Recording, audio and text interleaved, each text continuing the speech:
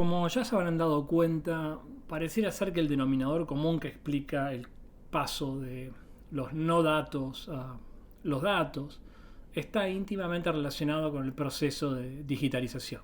Y creo que no es completamente única la explicación de que convierte algo en un dato o no, el hecho de que esté digitalizado, pero creo que es en una buena medida una parte importante de la explicación.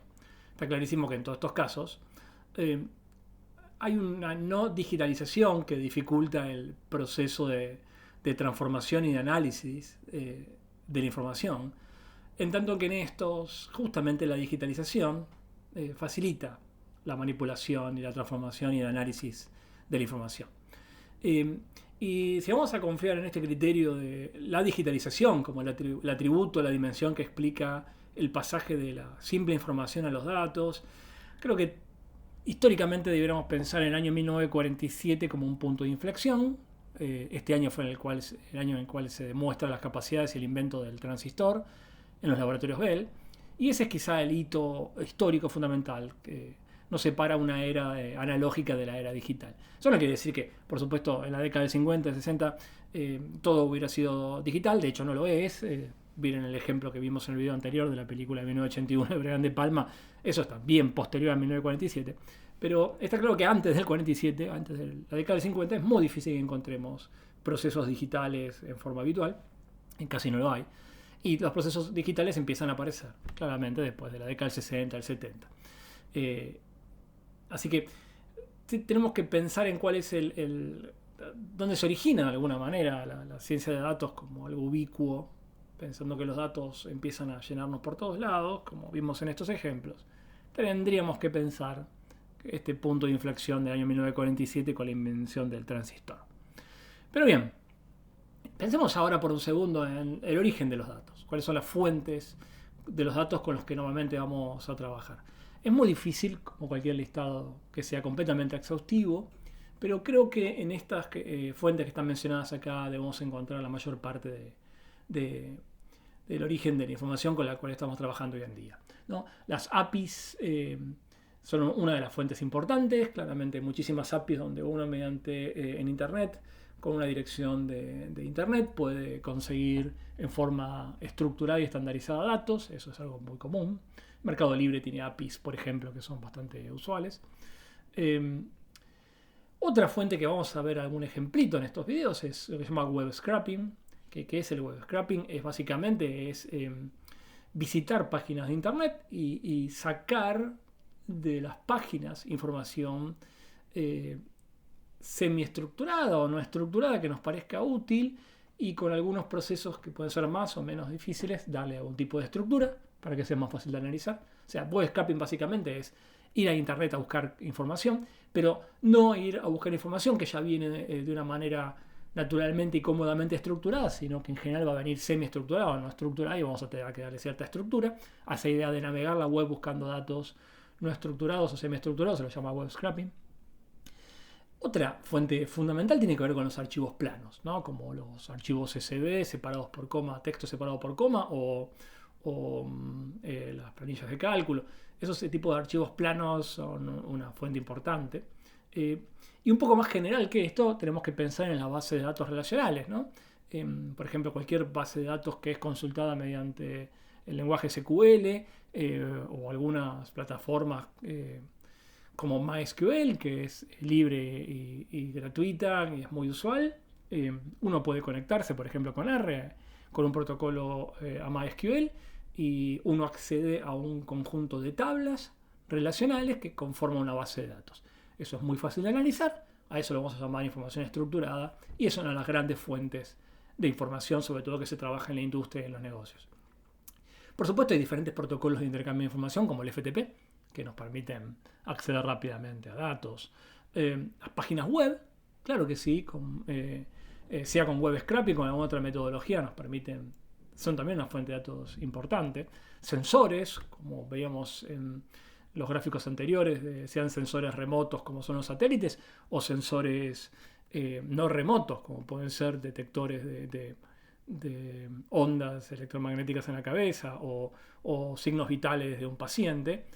estos sensores son también otra de las fuentes importantes. La telefonía móvil, por supuesto. Nuestros teléfonos ahora se han convertido en una fuente inagotable de información que vamos a poder convertir en datos y analizar mediante algoritmos.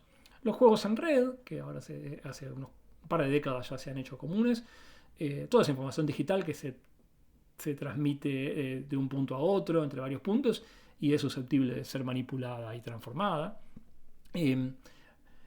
Experimentación que se hace a veces basada en la web o directamente con otras métodos de recopilar información. Cada vez es más habitual realizar experimentos científicos directamente desde la web o desde páginas o desde aplicaciones donde la digitalización del resultado del experimento es inmediata y es directa, y eso nos agiliza muchísimo el análisis de los datos. No hay que hacer como hace décadas que uno realiza un experimento y después alguien tenía que transferir el resultado del experimento, esa información, a datos tabulados. Normalmente ahora los experimentos, si se pueden, salvo excepciones, se hacen directamente con plataformas digitales que almacenan y tabulan esa información. Y por último, creo que vale la pena mencionar el streaming, ¿no? Que es una de las grandes fuentes de datos con los que contamos en la actualidad y se pueden hacer análisis muy interesantes, en particular en todo lo que tiene que ver con audio y video. Pero bien, entonces, una vez que vimos las fuentes, las preguntas que nos podemos hacer tienen que ver con esta dicotomía que habíamos visto al principio, ¿no? Que habíamos mencionado, que es la dicotomía, el concepto de estructurado versus no estructurado.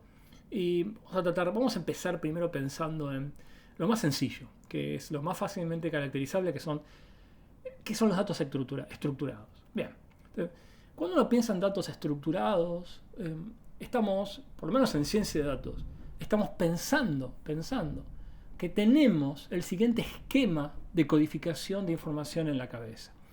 Es un esquema plano en el cual podemos pensar en una matriz de información. Esta matriz está constituida por dos dimensiones.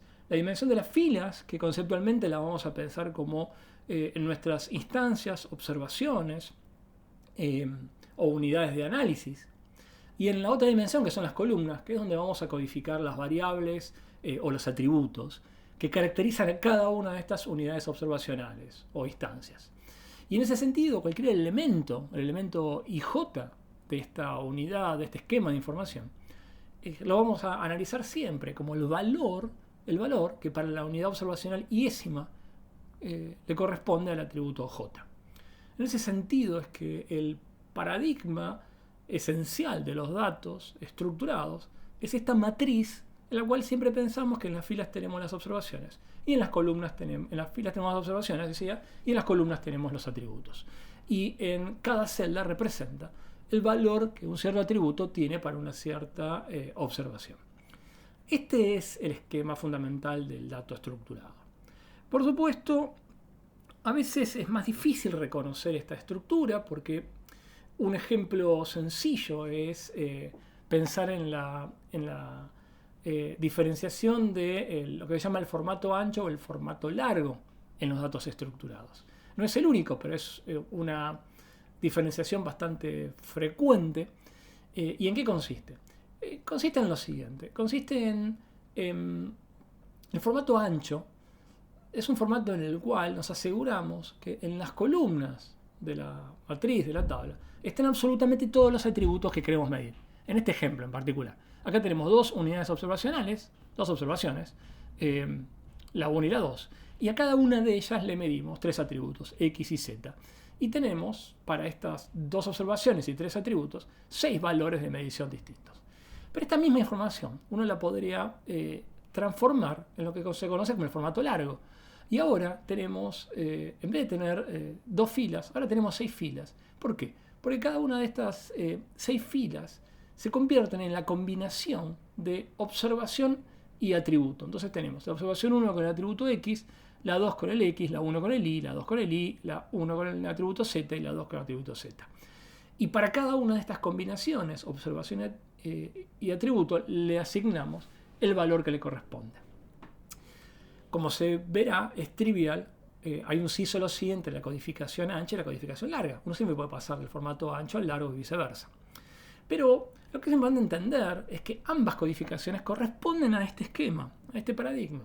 Porque veámoslo con un ejemplo. Pensemos en este caso donde tenemos 3 países, Afganistán, Brasil y China, y se le miden una cierta cantidad de casos de interés para 2 años distintos, el año 1999 y el 2000. Entonces, en este caso en particular, el formato largo presupone que nuestra unidad observacional es la combinación país-año y que en esa unidad observacional lo que le medimos es la cantidad de casos.